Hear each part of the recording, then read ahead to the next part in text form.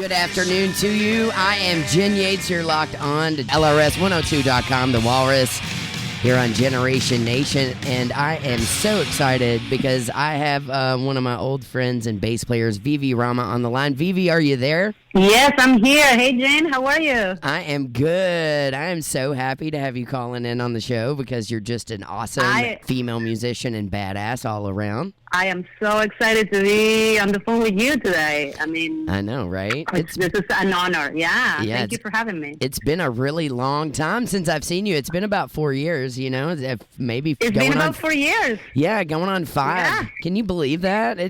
Time just flies. I know. These days. It's been a long time. Yeah, I remember we were playing at the Pit of Girlfriend together.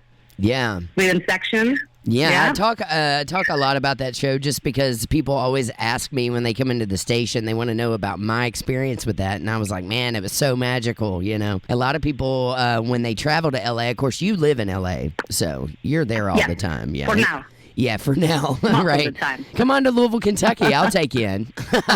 Maybe, you know, after these earthquakes, maybe. I'm always looking for a great female bass player around town. No, but anyway, I love everything about you. I love your story about moving to the United States. I want you on the line for just a little bit so we can kind of hear your story, but I would like our listeners to know, like, why did you move to the U.S. to pursue music? Why did I move to the U.S. to pursue music? It was because most of the artists that I wanted to play with and the tour experiences that I wanted to have were based out of here, of the U.S. You know, right. I did as much as I could in my musical career in Buenos Aires. I actually started in the classical music environment, and then I moved on to electric bass, and I did touring and session work in Argentina, and then there was like, now what? So right. That's why I moved to the U.S. Yeah, and first I went to the East Coast. Yeah, you went to New York first, right? Right, I went to New York first.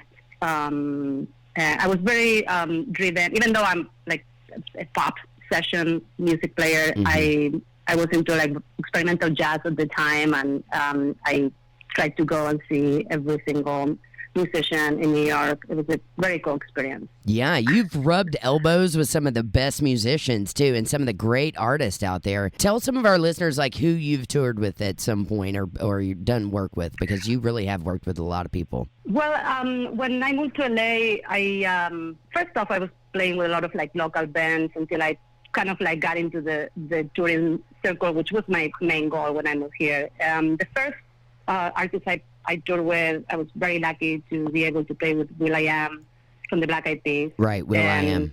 That was a very exciting project. It was a female, all-woman band, excellent players, and that kind of opened the door for me to get my name out there and get into some of the first off, in the beginning there were like auditions, you know. Now luckily I just get called to do work based on my experience and credits and stuff like that. So very grateful for that. It was a very good starting point for me. 12 years ago that happened in 2007. Yeah. I'm like, well, that's a great start. Will.I.Am. That was a great start. Yeah. And you worked with Louisville's own Nicole Scherzinger at some point, right? Yes, because at the same time that I was working with Will, he was producing some of her stuff, and so we got to do a few shows backing Nicole as her band with the same band that Will.I.Am was using. So that was another great experience. Yeah, she is. She's kind of a hometown hero here, you know, because anybody who really, she's amazing. Yeah, she grew up in Louisville. I have friends that went to high school with her, and she went to YPass, which is a performing arts school. And all my friends are always telling me she was so shy back in the day, and looking at her now, you would totally not think that, right? Well, I would say she's a pretty quiet and kind of shy person, and you know, behind the scenes, and she's super sweet and extremely talented. Oh, yeah. Really an honor to be with her on stage. And super hot. I can say that because it's my show. Yeah, you don't have to comment. Keep it professional. Well, you played with her. I haven't. So, Oh, yeah. I'm always talking about the ones that I'm like, yum.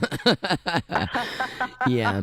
But no, Go for yeah. it. That's super cool that you got to work with those two. And are you on tour now? I know you're at home with your cats right now, but are you Yes, out I and am about? with my cat. Tell them Yeah, hi for me. I Yeah. just came back from playing with Kesha. I'm currently playing with her. It's an awesome opportunity. She's amazing. She's an amazing performer and person. And so we just played a couple of weekends ago. We played the Love Loud Festival in Utah, which is an LGBTQ music festival. Right. And Super it was cool. a very amazing experience. Yeah, very, very touching experience. You know, one of my friends here saw you play on the cruise, I think it was. Oh, yeah, the Kesha cruise. Yeah, that was she an said- amazing experience, She too. said it changed her life. She asked me to ask you about it Yeah. because she was like, wow, you know her bass Yeah, player? And I that was was- like, yeah, I do. Yeah. Yeah, that's one of the experience I'm very grateful for. Honestly, that was the Kesha cruise, and it was like an amazing experience. Everybody there on that boat was completely free, safe, full of love and kindness, and it was just all around an amazing experience. I'm hoping that it happens again next year. Well, And, if it does, you let me know. I'm going to buy a ticket to be on that cruise. Yeah, you should be on that boat. Yeah, I need to be on that boat. It was a great experience. If I'd have known prior that my friend was going, I would have gotten tickets because I had no idea until later on that you were on tour with Kesha. Well, it was the first time that they did this. So I think it was a little bit of a trial, but it was pure magic. I have to tell you, I never experienced anything like that before. The level of trust and safety and people being who they are without being judged. It was just like the perfect environment for that. And, you know, as the bass player for Kesha, I have to say what she does for the LGBTQ community is amazing. And I always joke that every one of her shows is like playing Pride Parade, you know? Yeah, I bet that's a fun gig to have. Yeah, it is very fun, and it feels very free and open, no judgment, and everybody gets to be who they are, you know? Yeah, well, you know, I think we've all watched her go through all the public crazy, you know, and I think that because of that, everybody just got behind her because, I mean, she's a strong, powerful female. I love what she stands for. I've always loved her music, and she is kind of a rocker in her own sense, even though she's kind of in the pop world. I see her more as a rocker. Yeah, we actually joke about that because it's amazing. Like you know, we are a pop act, but half of our set has like no tracks, you know, it's just like a click and we're like rocking it out. Yeah. And it's a great band. It really feels like a real band, and it's like everybody's super talented and positive, and it's been a great experience all around. I'm very grateful. And do you know how long you'll be out on tour with her, or any idea? Well, the tour has officially finished, so we are now doing like one-off, and I don't know. I'm hoping there will be a new album coming out soon. I can't really say much because I also don't know much. But yeah, I'm hoping to continue to play with her. Yeah, absolutely. Have some stuff coming up in the fall. So yeah, Vivi, I know you were in the classical like music scene growing up, but did you have any? I know you're from Buenos Aires, correct? Yeah. Yeah. Oh, I was going to say, I know you've been in the classical music scene, but I was going to ask you, who were your main influences growing up as a bass player and being a female bass player? Well, you know, I listened to a lot of the James Jamerson and like a lot of James Jamerson, yeah, he's one of my faves. Collins, Bootsy Collins, and you know, I listened to a lot of that. But then later on, bass playing in the pop world, I listened a lot to Michelle Cello. She was a big influence on me. Oh, I think her loved bass her. playing is out of this world. Rhonda Smith, all her work with Prince, she's my idol. Really great player. And you know, there are a lot of people out there. Like sometimes it's not even bass players that inspire me. You know, when I hear musicality, it can come from a drummer, or like you know, somebody down the street playing at a local bar, and I get inspired by a lot of different things. So yeah, I can't really name one person, but yeah. Right. Well, I take a lot of inspiration from just everyday things, everyday people that I'm around. I think as an artist, that's what we do. Even though we're musicians, we're still artists, and especially if you write, you kind of have to draw, that influence from just everyday things that you're around, that surround you, and those make the best artists, the ones that write their life into their stuff. So it's super rad. Exactly. Yeah, I'm super proud of you, and I'm so happy that I got to meet you along my journey because you were one of my favorite. Thank you. I'm glad. We are a very solid rhythm section. So yeah. I hope that happens again. Me too. And I'm always trying to get back out to LA. I'm just always so dang busy. It seems like it's hard to get out there. But yeah, I've had call-ins all week from people out in LA. It seems like on this show. Well, yeah. We have a lot of musicians here. Man, I tell you what, it was so cool. Yeah. I want to tell this little story because one of my favorite moments was not even us playing. I mean, I had a lot of great moments of us playing together, but the second night that I was in LA for the first time, and here I'm little country girl from a hometown of very small, and it's my first time in LA, and of course I'm been out in the LGBT world for years, 25 and counting right now, maybe longer. But the second night I got there is when the Supreme Court passed gay marriage, and you all were like, hey, have you ever been to West Hollywood? And I said, no, and that was my first night to get to go to West Hollywood, was in all that crazy. Yeah, and I think I can't remember all the clubs we went. I was in a corner waving at you, like you were in your car, and I was waving at the corner, like, here, Jyn, this way. Yeah. And I'm like, I don't know where I am. I just had a blast. A lot of people have like nightmare stories of LA, but I was like, mine was the most magical thing ever. You know what I mean? So yeah, and I still keep in touch with everybody that was involved in that project. Right. Social media, it can be a detriment, but can also be a really awesome thing because we can watch our friends that we've played with.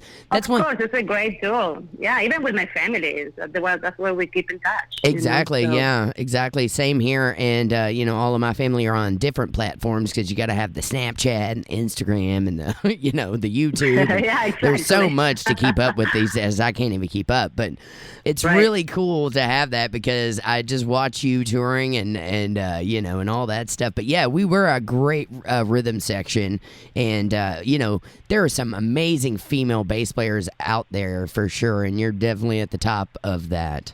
Oh, thank you, Jyn. Yeah. Thank you. So do you have any moments? I'm just trying to come up with some cool questions for you. Do you have any moments in your career that you were just like, holy crap, like I'm really doing this? Because you've really been around the world and seen a lot of cool stuff. Well, every time I'm on stage, I'm grateful. This is a hard life, this is a hard industry, and I am grateful every second, especially when I'm on stage, and especially like the people that I got to work with, that I'm proud to be on stage with, So, yes, every second I think I of love that. And I love that answer. Yeah. It's so cool. And the only downfall of being a musician is when these projects finish up and then you have to say goodbye. And you hope you see the musicians again that you've worked with, but you just never know, you know what I mean? It's hard. It is hard. Yeah, it's hard staying by. Yeah, right. And also you become very close to these people, become your family. And then, no matter as much as you want to see them, we're all maybe join another project so you don't see them again, still social media is a great way to keep up and keep in touch with a lot of people. You and I have done that. Yes, I have a very fond love in my heart for you because I was like, we just clicked and bonded, and I was so thankful to be a part of that project and be out in LA, and for you all to already be there and just show me around LA and Hollywood, and to be there when the Supreme Court set the LGBT gay marriage thing. That was just a magical moment. Not only that, but just to be a part of that whole cast and crew because that storyline. By the way, Girlfriend is still rocking. They actually did it here on a local level in Louisville a couple months ago, I guess it was, or recently. Cool. Yeah, I did not audition for the drummer role because I just wanted to keep it in LA. You know what I mean? Right. Yeah, but what a magical moment. Yeah. So, It was. well, It was. Vivi, it's been awesome talking to you. Is there anything you want to promote if people want to get a hold of you? They're looking for an awesome female bass player to take out on tour or anything like that. Do Well, they just find you They online? can go to my website and viviramamusic.com, and yeah, I'm available for touring and sessions when I'm not already doing that. Yeah, and by the way, you have such a rock star name. It's awesome. Vivi. It's Vivi, Rama, Rama, music.com, correct? Yes, that's correct. Yep. And we're gonna hop off here and take a short break because we're joined in the studio by LaVon Fisher Wilson, who we're gonna talk to Cool. her. Yeah, she's a big Broadway star that's based here in Louisville and has Queens of Funk and Soul. Vivi, you would love her. You would love her. Oh, nice. Yeah, she's got the Okay. six background singers with the dancers and the look and the whole nine, and you would probably love her stuff. Nice. Yeah, since you love all that funk Sure. and soul stuff. Every bass player's got to love funk and soul. You know what I mean? They've got some. Oh, yeah. You mentioned James Jamerson and all those cats. Yeah, and Michelle Niabedigo, Yeah. right? You said her name as an yeah. influence. Yeah. Yeah.